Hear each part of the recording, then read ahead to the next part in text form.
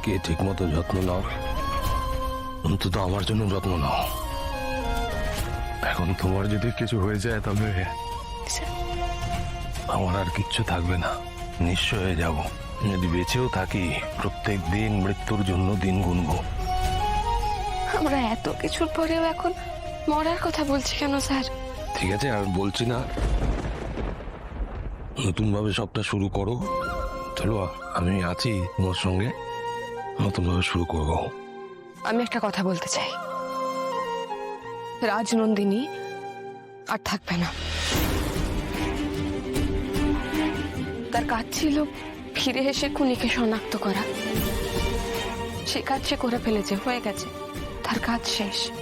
সে এসেছিল, তার কথা রেখেছে, কিন্তু আজ থেকে আমি তার কথা ভুলে যাব।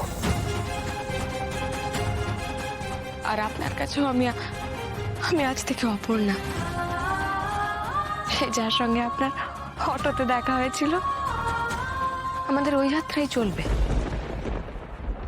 আমরা যতদিন বাঁচবো ওই যাত্রাই চলবে। আমাদের মাঝে আর অতীত আসবে না, অতীতের কোনো নাম আসবে না, শুধু শুধু আমি আর আপনি। অতীত আর আসবে না, আর অতীত আসবে না।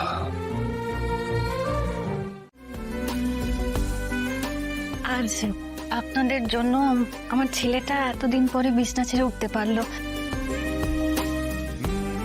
কাল উনি আমাদের দুজনের টিকিট করে দিয়েছেন, আমরা কালকে বিদেশ চলে যাব। কালই মানে ওইখানে ওর লাস্ট সার্জারিটা হবে, তারপরে একদম ঠিক হয়ে যাবে।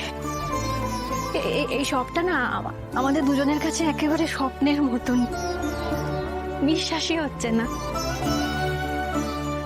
দেখুন, আপনাদের এই পরিবারের ক্ষতি করতে এসেছিলাম, আর সেই আপনারাই আমাদের পাশে এইভাবে দাঁড়ালে না, কি করে আপনাদের ঋণ শোধ করবো জানো না। তুমি তো মা, তুমি যা করেছো নিজের ছেলের কথা ভেবে করেছো। হ্যাঁ, আমি জানি যে ওরা দুজন খুব কষ্ট পেয়েছে। সত্যি যদি মন থেকে তুমি কিছু ওদের জন্য চেয়ে থাকো, তাহলে ভগবানের কাছে এইটুকু প্রার্থনা করো যাতে ওরা আর কষ্ট না পায়। কোনো অশুভ শক্তি যেন ওদেরকে আর আলাদা করতে না পারে।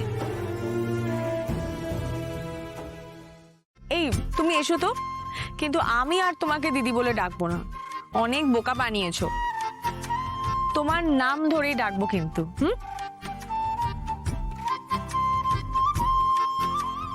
এই আমাকেও বলুন না, আমিও হাতে হাতে কিছু করে দিই। না না, আপনাকে কিছু করতে হবে না, আপনি চুপ করে বসুন, আমরা সবকিছু করে নেব। আর প্রফেশনাল লোকজন তো আছেই, ওরা অনিমেষে করে দেবে। ম্যাম, সব ঠিকঠাক আছে তো? একদম সব ঠিকঠাক আছে, বাকি যেগুলো বাকি রয়েছে ওগুলো তাড়াতাড়ি করে ফেলুন। শিওর ম্যাম, আপনারা কোনো চিন্তা করবেন না। বড় মা, আপনি বাগান থেকে গাছটা আনতে বলেছিলেন তো ঠিকই, কিন্তু দেখুন না, গাছটা তো একেবারে মরে গেছে।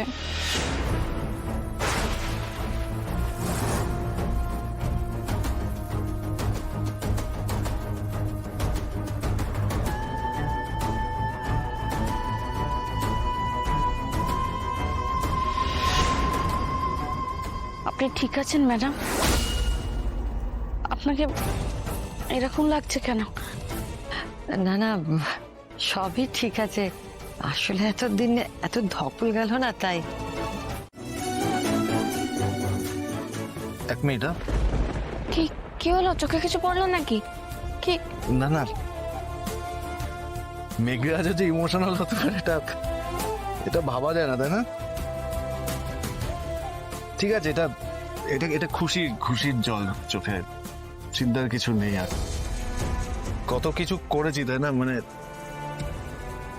সবকিছু ভুলে গিয়ে শুধু প্রতিশোধ নেব, ক্ষতি করব, এটাই ভেবে গেছি। অতটা না না, তবে একদিকে ভালো যে তোমাদের জন্য আমার পাপগুলো অনেক কাটাকুটি হয়ে যাচ্ছে।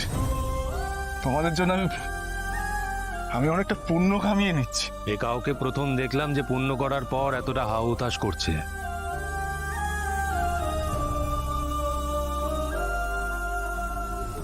শেষ? হ্যাঁ আরো 2টো প্যাকেট লাগবে। হ্যাঁ হ্যাঁ দিচ্ছি।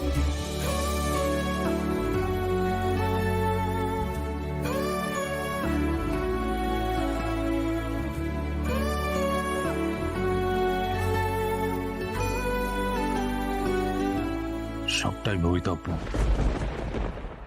না, আপনি আপনার হাতে লেগেছে, আপনি খেতে পারছেন না, বাকিরা সবাই খাচ্ছে, আপনি না খেলে আমাদের খুব খারাপ লাগবে। আমি খাইয়ে দিই। আমার মতো একটা রাস্তার লোককে তুমি নিজের হাতে করে। এই যে আপনি আমাকে মা বলে ডাকলেন, মা তার ছেলেকে খাইয়ে দেবে না?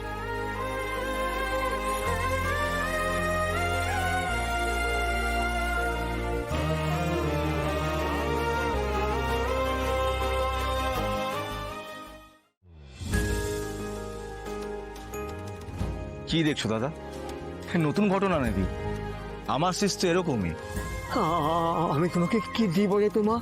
শুধু আশীর্বাদ, শুধু এইটুকু বলুন যাতে আর কোনো বিপদে না পড়ি, নিশ্চিন্তে নির্বিঘ্নে বাকি জীবনটা কাটাতে পারি।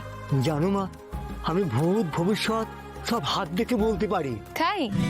ভালো তো। দেখি তোমার হাতটা একবার দেখি মা। আচ্ছা